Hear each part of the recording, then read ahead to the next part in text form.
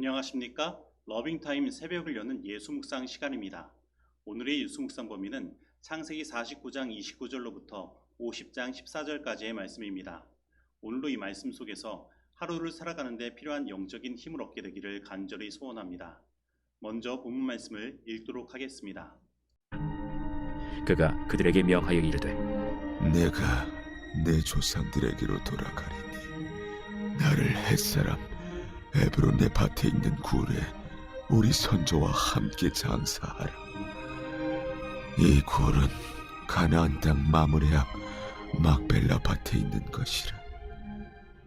아브라함이 햇사람 에브론에게서 밭과 함께 사서 그의 매장지를 삼았으므로 아브라함과 그의 아내 사라가 거기 장사되었고 이삭과 그의 아내 리브가도 거기 장사되었으며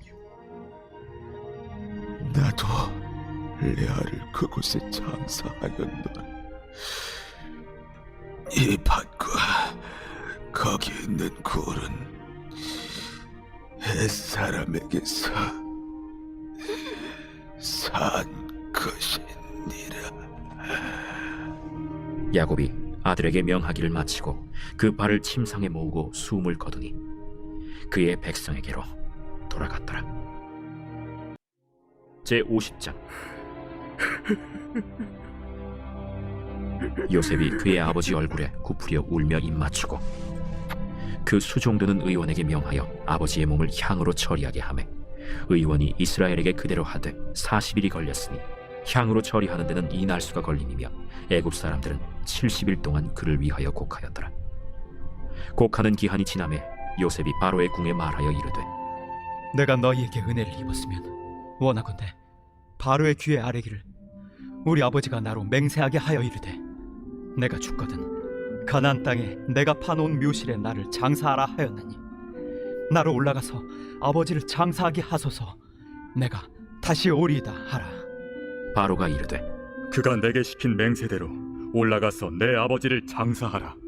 요셉이 자기 아버지를 장사하러 올라가니 바로의 모든 신하와 바로 궁의 원로들과 애굽 땅의 모든 원로와 요셉의 온 집과 그의 형제들과 그의 아버지의 집이 그와 함께 올라가고 그들의 어린 아이들과 양떼와 소떼만 고센 땅에 남겼으며 병거와 기병이 요셉을 따라 올라가니 그때가 심히 컸더라. 그들이 요단강 건너편 아다 타작 마당에 이르러 거기서 크게 울고 애통하며 요셉이 아버지를 위하여 7일 동안 애곡하였더니 그 땅 거민 가나안 백성들이 아닷 마당의 애통을 보고 이르되 이는 애굽 사람의 큰 애통이라 하였으므로 그 땅 이름을 아벨 미스라임이라 하였으니 곧 요단강 건너편이더라. 야곱의 아들들이 아버지가 그들에게 명령한 대로 그를 위해 따라 행하여 그를 가나안 땅으로 메어다가 마므레 앞 막벨라 밭 굴에 장사하였으니 이는 아브라함이 헷 족속 에브론에게 밭과 함께 사서 매장지를 삼은 곳이더라. 요셉이 아버지를 장사한 후에 자기 형제와 호상꾼과 함께 애굽으로 돌아왔더라. 말씀 줄거리입니다. 야곱은 아들들에게 자신을 가나안 땅 막벨라 밭에 있는 조상의 묘지에 장사하라고 유언한 후 숨을 거둡니다. 요셉은 바로의 허락을 얻어 자신의 형제들과 바로의 모든 신하와 함께 아버지를 장사하러 가나안 땅으로 올라갑니다. 그리고 그 아들들은 야다 타작 마당에서 7일간의 애곡을 하였고 야곱은 약속의 땅에 묻힙니다.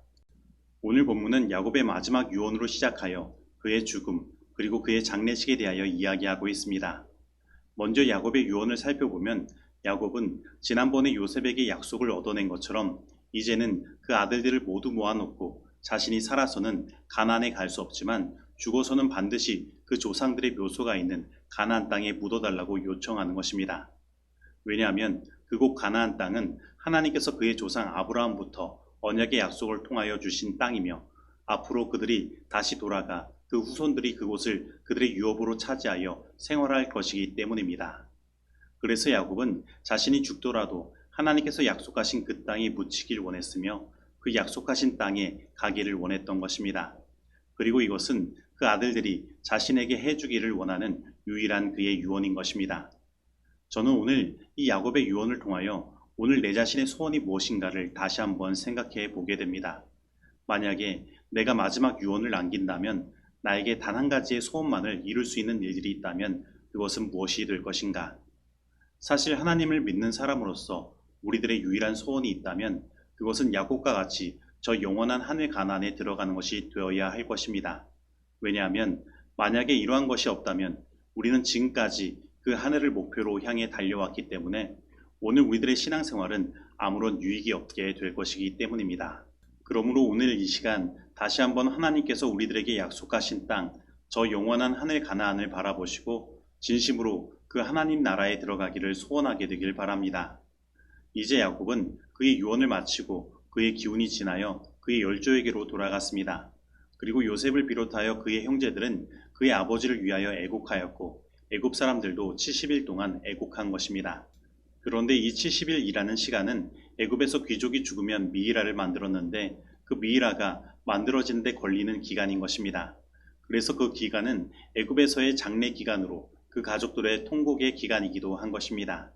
그래서 이러한 모습을 살펴보면 요셉에 대한 애굽의 신뢰가 어떠했는지를 우리는 짐작할 수 있습니다.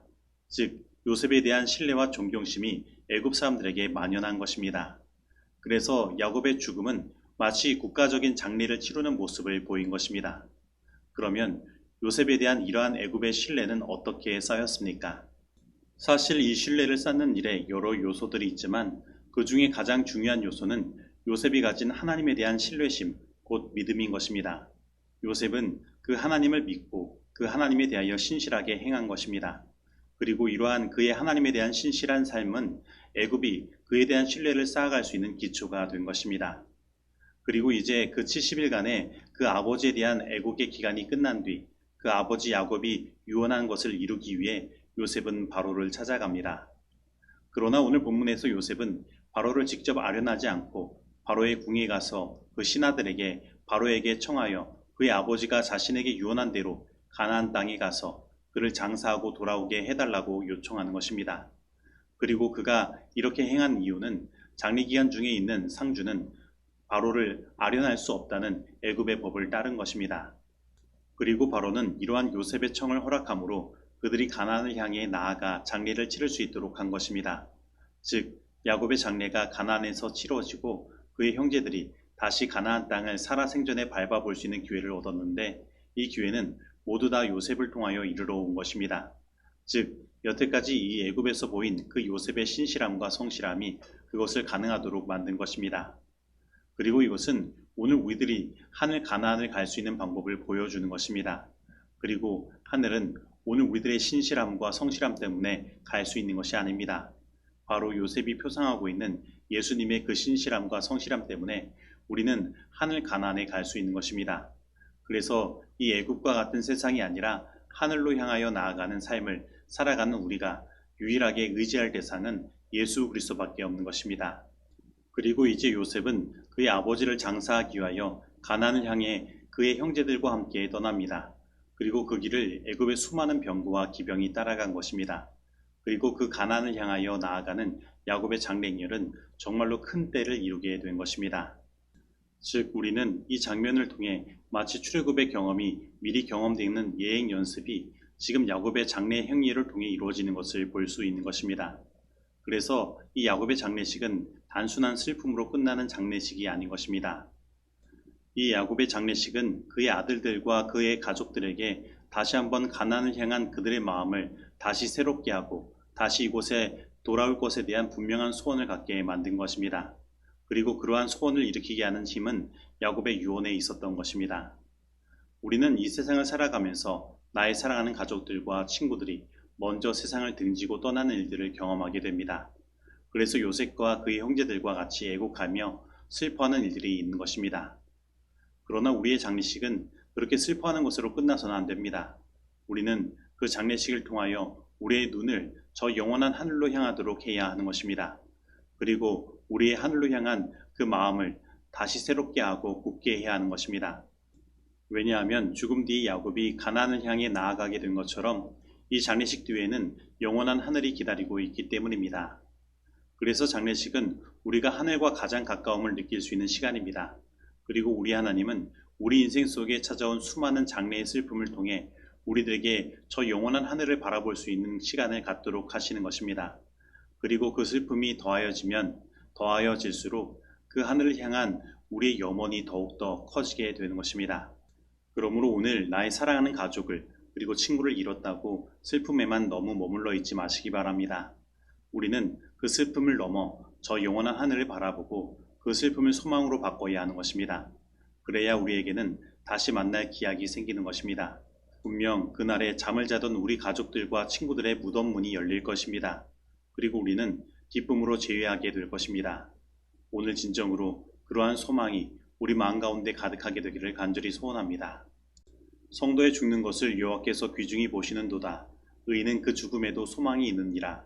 엘리사는 시편 기자와 함께 온전한 확신을 가지고 하나님은 나를 영접하시리니 이러므로 내 영혼을 음부의 권세에서 구속하리로다 고 말할 수 있었다. 그는 기쁨을 가지고 다음과 같이 증언할 수 있었다. 내가 알기에는 나의 구속자가 살아계시니 후일에 그가 땅 위에 서실 것이라.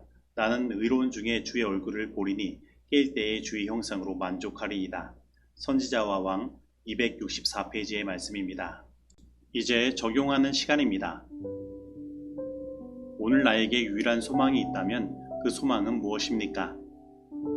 오늘 나는 우리가 저 영원한 하늘에 갈 수 있는 이유가 나의 신실함과 성실함이 아니라 하나님에 대한 예수 그리스도의 신실함과 성실함 때문임을 믿고 있습니까? 오늘 나는 의인은 그 죽음에도 소망이 있음을 알고 장례식이 우리 인생의 하늘과 가장 가까운 순간임을 알고 있기에 그 슬픔의 순간에 오히려 하늘을 소망하며 바라보는 믿음을 나타내고 있습니까? 오늘 이 말씀 속에서 내가 실천해야 할 것은 무엇입니까? 기도하시겠습니다. 하나님 아버지, 오늘 우리들에게 다시 한번 저 영원한 하늘 가나안에 대한 분명한 소원을 허락하여 주시고 우리를 구원으로 이끌어 주시니 감사드립니다. 하지만 하나님, 오늘 우리들이 하늘에 가는 자격을 얻기 위하여 나의 신실함과 성실함을 의지할 때가 있습니다. 그래서 우리의 마음이 늘 편하지 않고 구원의 확신에 흔들릴 때가 있습니다. 그러나 오늘 다시 한번 우리가 하늘에 갈 수 있는 유일한 이유는 하나님에 대한 예수 그리스도의 신실함과 성실함이었다는 사실을 깨닫습니다. 하나님, 오늘 우리들의 예수 그리스도에 대한 믿음을 굳게 하여 주시고 하나님께서 우리를 구원하셨음에 대하여 결코 흔들리지 않는 신앙을 할 수 있도록 인도하여 주시옵소서. 그리고 우리 삶 가운데 나의 사랑하는 가족들 그리고 친구들을 먼저 보내고 슬퍼하는 일들이 있습니다. 하지만 오늘 이 죽음의 순간이, 그 장례의 순간이 인생에서 하늘과 가장 가까운 순간임을 알았으며 의인은 그 죽음에도 소망이 있음을 깨닫습니다. 하나님, 우리의 삶 속에 있는 모든 슬픔을 하늘에 대한 소망으로 바꾸어 주시고 하늘을 향한 우리의 소망이 날이 가면 갈수록 커져서 그 소망이 우리 가운데 기쁨으로 실현될 수 있도록 인도하여 주시옵소서. 예수님의 이름으로 기도드립니다. 아멘.